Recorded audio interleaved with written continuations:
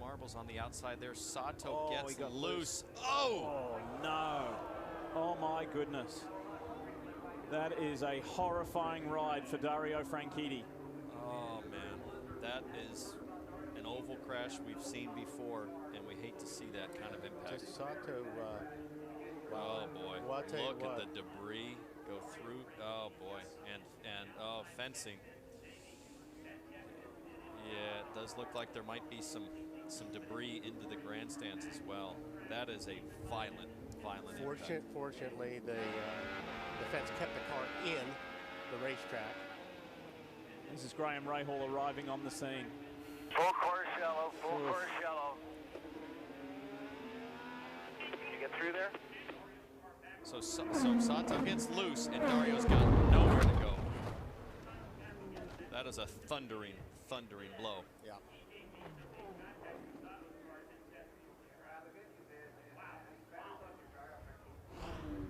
It leaves you speechless. And again, the whole Metro safety crew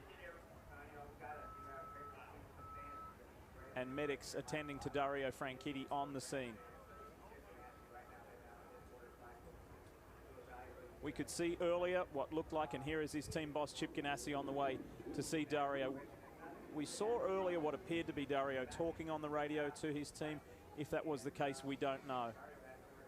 But very, very frightening scenes for a 4-time series winner, a 3-time Indy 500 champ.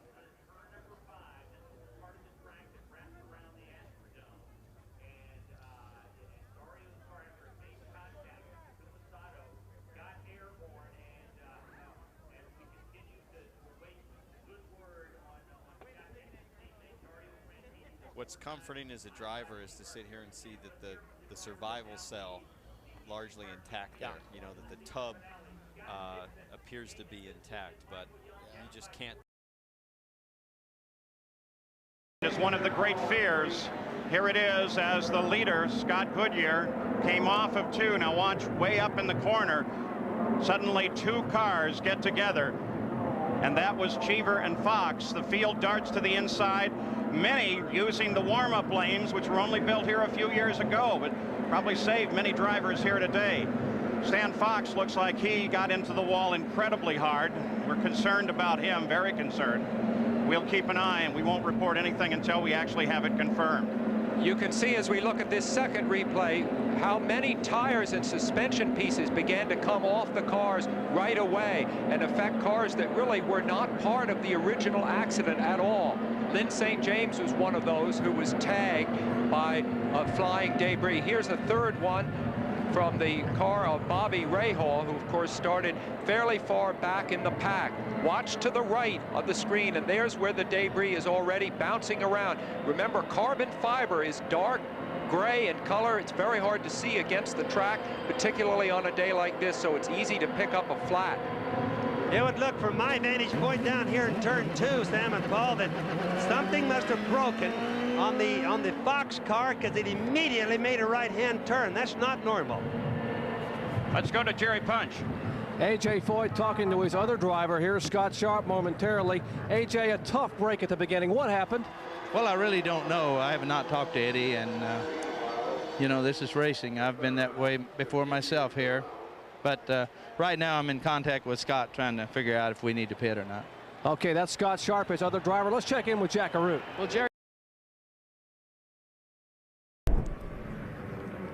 as we watch the cars go through here, guys, the car on the very top, okay, which is Jay Howard. We're going to roll this through now. Well, look at Jay. He's already way off the line. He's off the dark patch of the racetrack, which we call the racing line. He's up in the gray. He's lost control of the car. He's hoping he's not going to hit the wall. He impacts the wall, comes off the wall, just misses the 10 of Tony Kanaan. Unfortunately, Scott Dixon is right there, up and over the front of the car.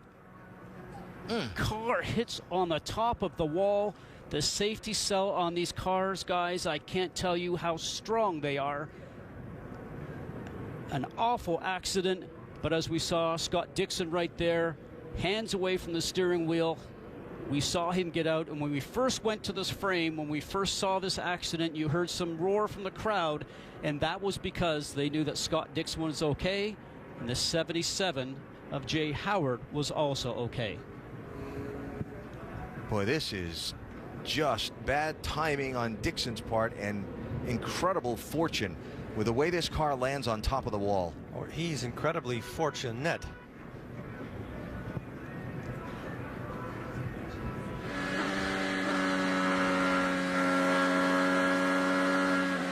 On the top right there. On the top load. He had nowhere to go, absolutely nowhere to go, and it landed exactly the way you don't want a car to land on a guardrail. He was just so lucky that the hard part of the car did not land 3 feet farther back. There is an incredible amount of debris over in that part of the corner. Being told by race control they may be going to the red flag here, and will be going to the red flag to clean up the racetrack. But an awful crash. Jay Howard hits the wall first. Scott Dixon with no place to go.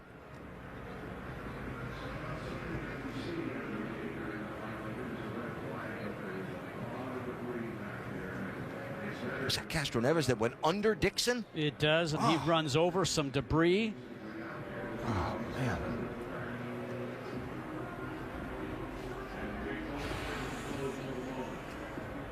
He's so lucky. So lucky.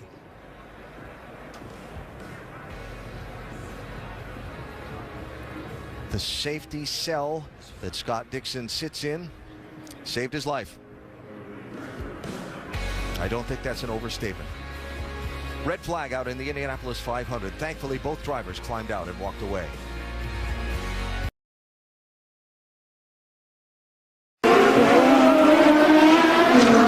Whoa! Big time collision. Oh, whose car is that? The back of that car up against the wall. Ribeiro's in there. Johansson is in there. It's the other car that we really want to know about. Wait a minute, who's way that? Up the line, and we have a very serious accident. Very serious accident.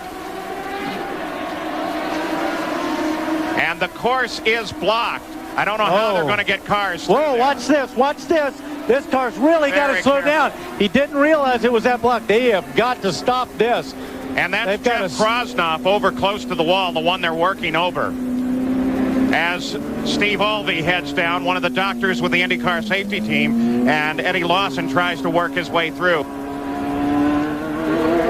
So now, the closing laps, we have a serious accident here. 91 laps are complete. It breaks off the battle at the front of the field. We'll be back.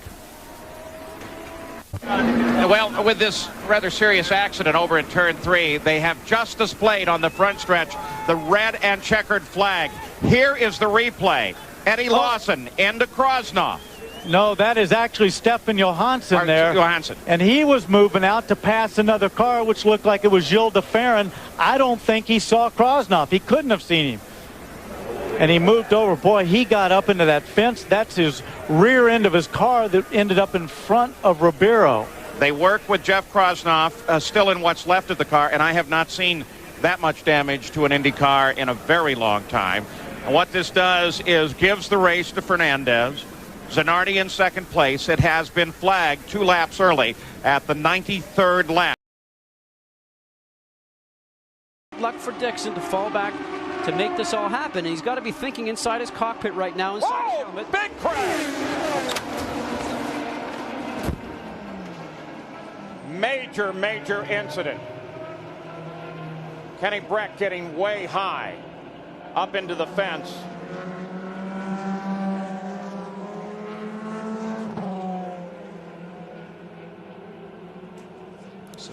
So 2 cars involved. That's Schechter right there. You can see him moving inside the cockpit. His helmet, his steering wheel comes off.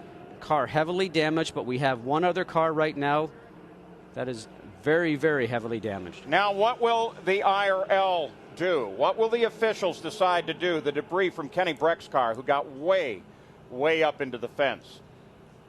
Almost reminds you of an accident Davey Hamilton had here. And that car is torn apart, Paul. That piece you see right there is part of the under tray of the car. You can see by the skid marks right here where the cars are going across right now. The cars were side by side by the looks of it, and then they just take an immediate right-hand turn, so probably had interlocked wheels. The yellow flag flies at the start-finish line. The question now is, with just 12 laps to go in competition, whether or not they will put out the red flag and stop the event, only to restart it. Thomas Scheckter, and they get him out of the car. We still wait word on Kenny Brack.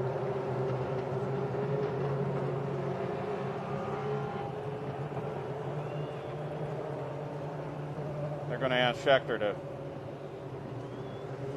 wait for a medical crew, because with a hit like that, even though you're out and walking and think you're feeling good, they want to make sure that he is okay.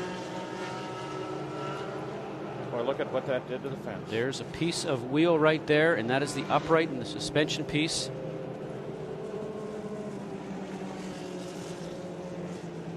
So with 189 laps and Gil DeFerrin in the lead and Scott Dixon in position to win the championship in his first season in the Indy Racing League, suddenly, and it just shows how it lurks, suddenly there was a serious accident that involved Kenny Brack and Thomas Scheckter. Thomas Scheckter, you saw him get out of your car. We wait for word on Kenny Brack. They are still posting the yellow, and they are counting down to the finish of the race here at Texas Motor Speedway. We'll be back. Back at Texas Motor Speedway, a very horrifying crash here late in the Chevy 500. There are now less than 10 laps to go, and the accident involved Thomas Scheckter and, more importantly, Kenny Brack. Brack is the individual that we are concerned about right now. We have already seen Thomas Scheckter exit his car under his own power, walking around. He is okay, but this very, very terrifying crash happened at the end of the backstretch as the cars were going into turn number 3. There is Schecter's car, but Kenny Brack and his car has been heavily damaged, and we will certainly not do any speculating at this moment as to his condition. As far as a championship battle is concerned, well, we have seen a lot happen in that respect also in recent laps, with Sam Hornish having an engine problem. So there is the standing at the moment, as Dixon, who is running second in this race, is at the top of the points lead. Gil DeFerrin, who is leading the race, is currently in second position. Elio Castroneves and Tony Kanaan touched wheels, resulting in a cut tire for both, and therefore they are down to third and fourth in the championship.